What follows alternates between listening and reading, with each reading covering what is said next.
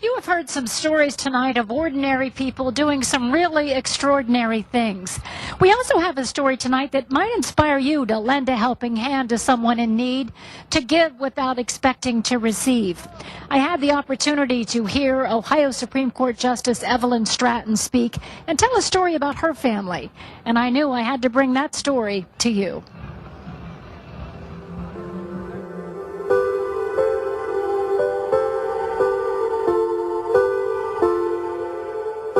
This is a story of destiny and chance, of fate and happenstance, coincidence and divine providence.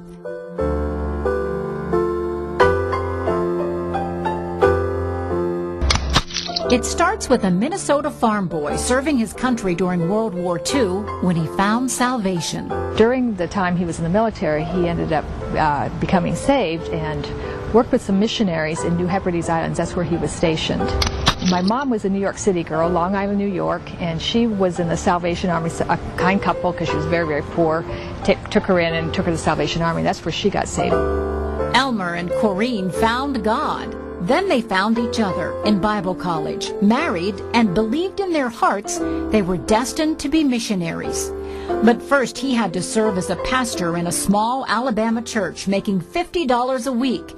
And they had to somehow raise $1,000, an astronomical amount of money in post-World War II America, to fund their own passage to Thailand. My mom was this great prayer warrior. She believed God was going to send the money, and sure enough, one day my dad came home and he had a check for $1,000. And it came from a couple in Toledo, Ohio, who randomly picked my parents from this list, sent them this check.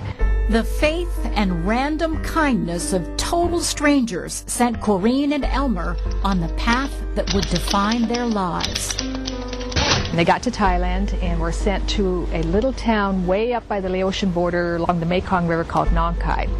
We were the only foreigners except for one Catholic priest, and that's where they settled in. Settled in to save souls and to raise their own family.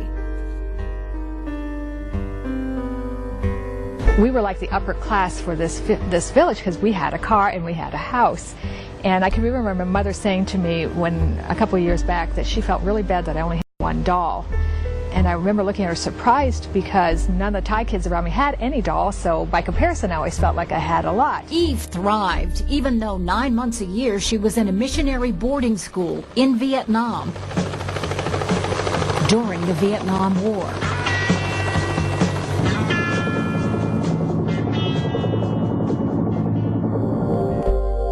Parents who were living out their life's mission because of an act of kindness taught their children to give selflessly and to accept sacrifice. My parents were so giving and so helpful, and anybody that had a need in their community or their village, they would try to help.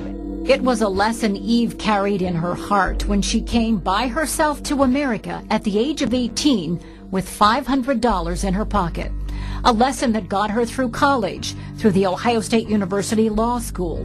At the age of 34, elected as the first female judge on the Franklin County bench. Then to the Ohio State Supreme Court, to advocacy for adoption reform, and to work tirelessly to help the mentally ill who find themselves in the revolving door of prison life. I really feel like in some way that's my mission. I still have that sort of religious side, and I feel like there's not a lot of people that pay attention to that issue. It's not a very politically popular issue, and my job frankly gives me some clout to work on it. And Eve carried on her parents' mission of kindness to strangers, along the way helping elderly people from her church with wills and estate planning, church members like Ethel Morris. And one day she came in and she was very upset, and I said, "Ethel, what is wrong?" She said, "I have this sister named Violet Moon, and she has this brain condition. She has to have brain surgery, but they canceled her insurance, and we don't know what we're going to do." And I said, "Well, why did they cancel her insurance?" She said, "Well, she forgot to pay her premium. She's been so forgetful lately."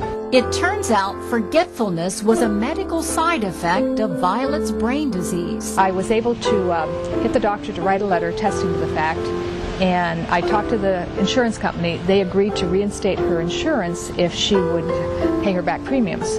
So we paid all the back premiums for Violet, and Violet was able to go forward and have her surgery, and it was very successful. Violet Moon was alive because of the random act of kindness from a stranger.